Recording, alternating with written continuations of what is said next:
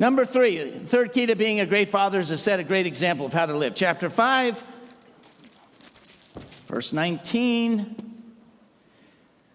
Jesus gave them this answer. Very truly I tell you, the Son can do nothing by himself. He can do only what he sees his Father doing.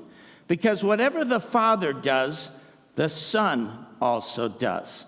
For the Father loves the Son and shows him all he does.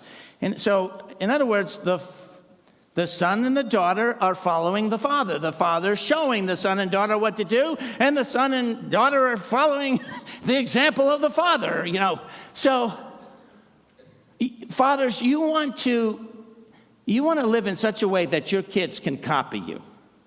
Because basically they will, by the way. You don't want to tell your kids to do something that you don't do yourself. Kids don't get into drugs, but you're into drugs.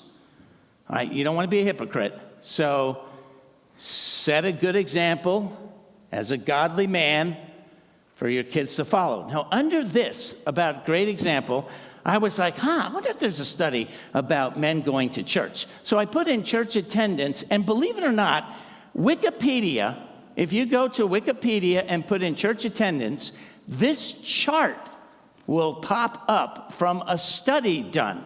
Now, the study was to see when kids turn 18, will they go to church or not? And so they first define everyone into 3 categories. You either are regular, which means you go to church every Sunday.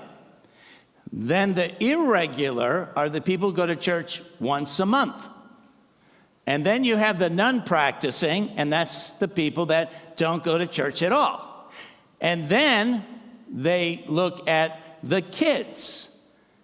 When the kids turn 18 and they're on their own, are they regular, going to church every week? Are they irregular, once a month? Or are they not going to church at all? You with me? So this is all the combinations of those categories. So notice the first category under father is he's regular. He goes to church every Sunday. The mother is regular. She goes to church every Sunday. And so when the kids turn 18, 32% of the kids go to church every Sunday, 41% go at least once a month, and 25% don't go to church at all. That is the highest one. So the highest one is if mom and dad both go to church, you have the highest percentage, 75%, that the kids are going to church at least once a month, if not full time. You with me how this works? Okay, so then let's see. I want you to come down 3 columns to where the father goes to church regularly and the mother doesn't go to church. She's non-practicing.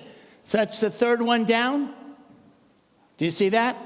The father's regular. He goes to church. The mother is not going to church.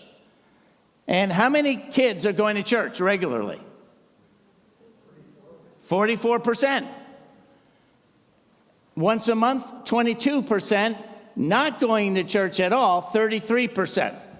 So that's kind of interesting. So it's not quite as high as if both mom and dad goes to church, but it's pretty up there with the dad who, as I will claim, the dad really reflects God the Father to his family, to his kids, to his home. So let's reverse that now, and let's look at the third one up from the bottom, which is, the bottom 3 are the dad doesn't go to church. The dad thinks God's not important. But the mom does, the third one up, the mom does go to church. So the dad doesn't go to church, but mom goes to church faithfully. How many kids are going to church every Sunday?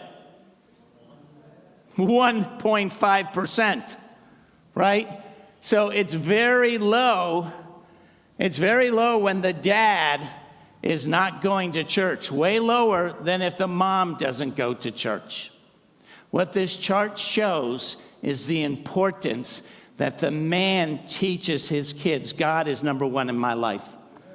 God is the most important thing that we should be worshiping and following and obeying and, and the kids, the father's example is so important in the area of spirituality.